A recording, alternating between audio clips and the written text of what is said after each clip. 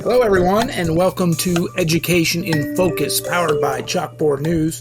I'm Dan McCaleb, Vice President of News and Content at the Franklin News Foundation, publisher of ChalkboardNews.com. Chalkboard is a news website dedicated to issues related to K-12 education.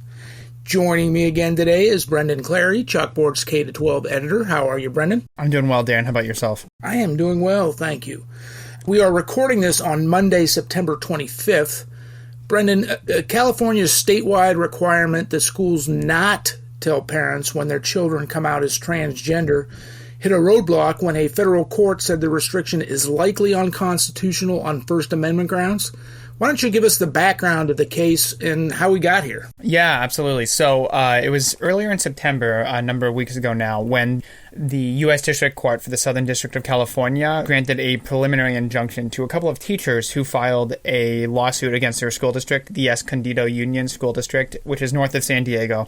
They basically filed a lawsuit after the school district refused to provide accommodations about this transgender student or gender notification law. So there is the state guidance, which is what you mentioned, that says transgender students or students in general have a right to have privacy when they tell staff at a school district that they have different pronouns. That is what was on their birth certificate or on their official records, and they can say, I'd like to be called this name and these pronouns.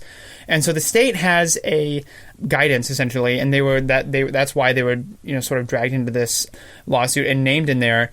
The lawyer that I talked to, who is counsel for the Thomas More Society, which is representing the teachers, he explained that it was a situation where the school district was basically pointing to the state and saying that we wouldn't have our policy without the state guidance. And so that's kind of the interaction there. Essentially, and let me go back a little bit, the school district was telling teachers, here are the students. They were sending lists out of students, I believe in 2021 or 2022, sorry. In 2022, there was an email that was sent, which it was included in the lawsuit as an exhibit. Basically, a staff member sent over a list of students and said, here is their name, here are their pronouns, and this is if their parents know or not. And so essentially, saying you cannot call home and call them this name, and you need to keep that a secret from parents because of our parental notification policy. And so the teachers, they are members of the Christian faith, and they said that we're not going to do this. And they actually asked for religious accommodations about that and some other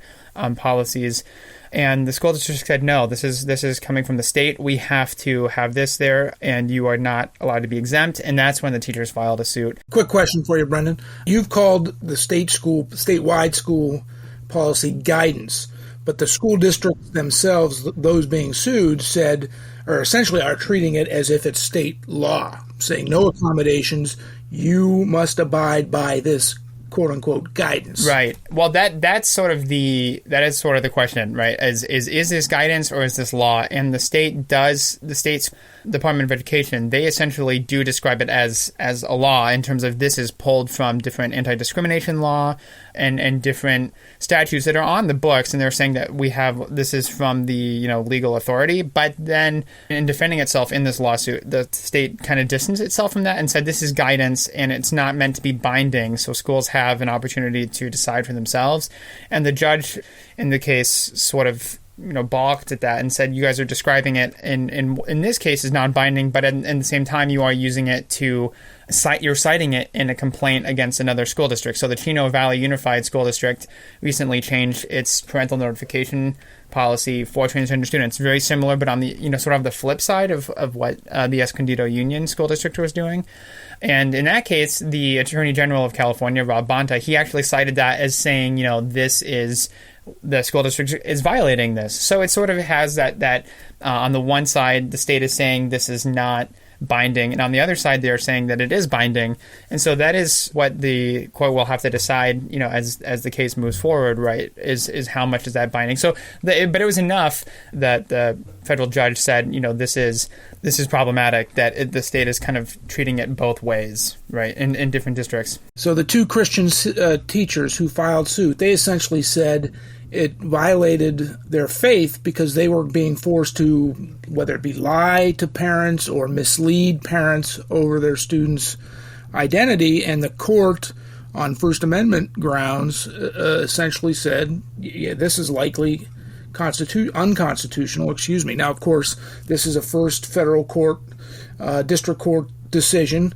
The school districts have the option of appealing it up to an appeals court, etc. And my guess is that's going to happen. Do we know that yet? So this is just a preliminary injunction. So this basically, so the court still has to decide, and that's going to take months, even up to a year. I asked the counsel for the Thomas More Society, who I spoke to about this, about what that timeline would look like. He's not sure exactly. It's from what I could see in terms of the docket, the court, this has been going since April, so this has been moving pretty quickly as far as the courts go.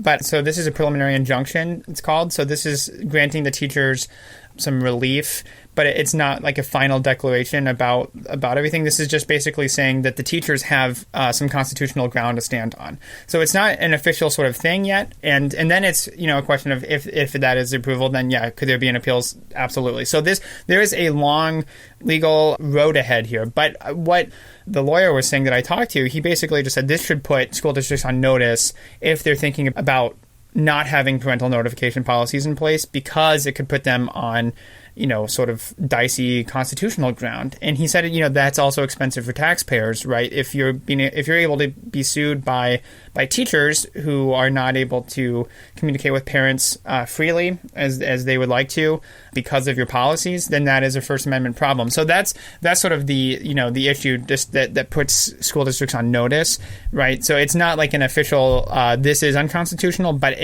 there is grounds there. The court said there is I'm trying to remember the actual legal phrase, but there's a likelihood to succeed in their case, if that makes sense. Yes. So these kinds of discussions are being had in school districts and states across the country. The fact that this is a federal judge, however, granted, as you mentioned, it's just preliminary. There's plenty of more legal steps to take there. But if this, for example, were to get to the U.S. Supreme Court, probably not anytime soon, maybe a year or two in the offing, maybe not.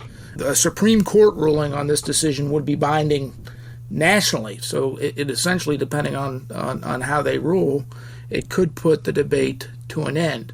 Brendan, closing final moment here. Yeah, it's just interesting. The lawyer I talked to, Paul Jana is his name, and he said, none of this would have happened, basically, is what he said, if there was accommodations made for the clients, in this case, the two teachers, right, if they had kind of come up with an accommodation. So I think that's, as you mentioned, this is an issue in a lot of different school board rooms. So I think there's, different kinds of caution that has to be exercised here to protect the rights of, students and teachers, and, there's a lot of risk in some of these decisions. They're very fraught. Brendan, thank you for your insight, but that's all the time we have. Listeners can keep up with this story and all stories related to K-12 education at chalkboardnews.com. For Brendan Clary, I'm Dan McCaleb. Please subscribe, and thank you for listening.